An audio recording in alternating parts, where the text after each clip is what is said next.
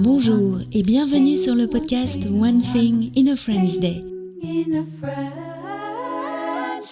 Aujourd'hui, vendredi 7 mars 2025, cet épisode, le numéro 2481, s'intitule « La visite du Mont Saint-Michel ». J'espère que vous allez bien et que vous êtes de bonne humeur. Je m'appelle Laetitia, je suis française, j'habite près de Paris et je vous raconte au travers de ce podcast un petit bout de ma journée.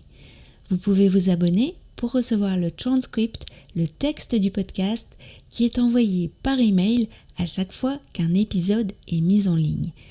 En plus du transcript, chaque abonné reçoit une suggestion d'activité par épisode. Elle est à la fois simple pour ceux qui disposent de peu de temps et en même temps enrichissante pour ceux qui souhaitent aller plus loin.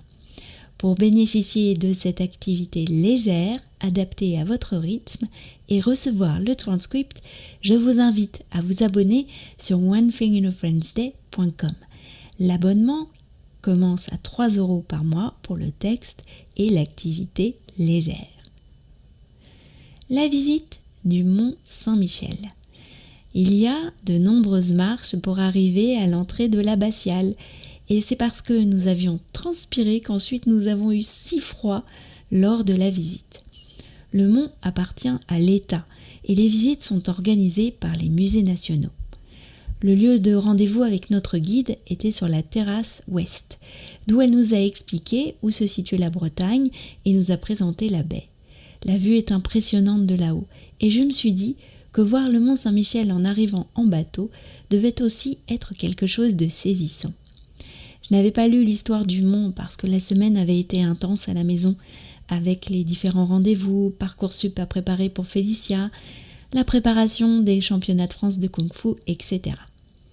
C'était agréable de se faire raconter l'histoire de ce lieu. Tout a commencé en 708 par la visite de Saint-Michel en vision à Aubert, l'évêque d'Avranches. Saint-Michel lui a intimé de réaliser un lieu de culte sur ce petit îlot. L'abbaye en elle-même date du XIe siècle et elle a une histoire compliquée avec le duché de Normandie, l'Angleterre et la Bretagne. Quand on visite l'abbaye, on visite en réalité différents pans de son histoire. Et cela nous fut très bien raconté.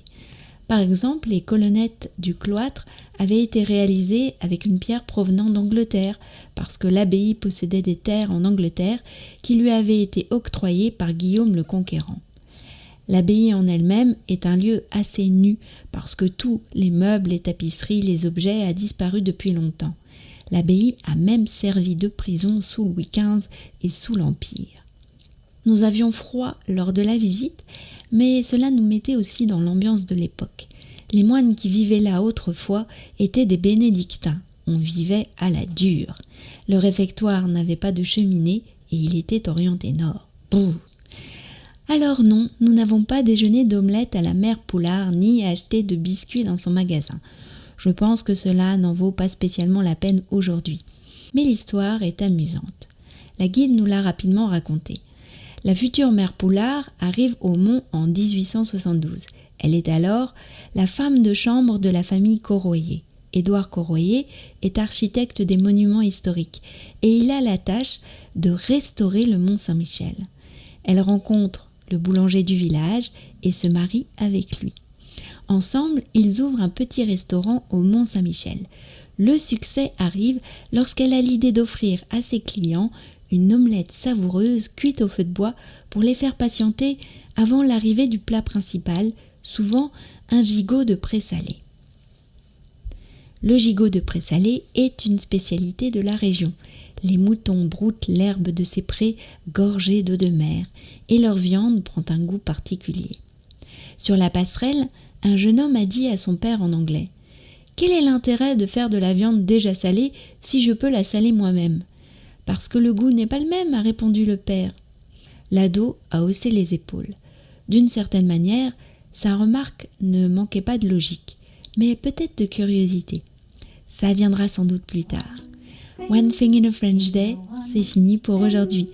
Je vous retrouve lundi pour un nouvel épisode du podcast. À bientôt, au revoir. friend.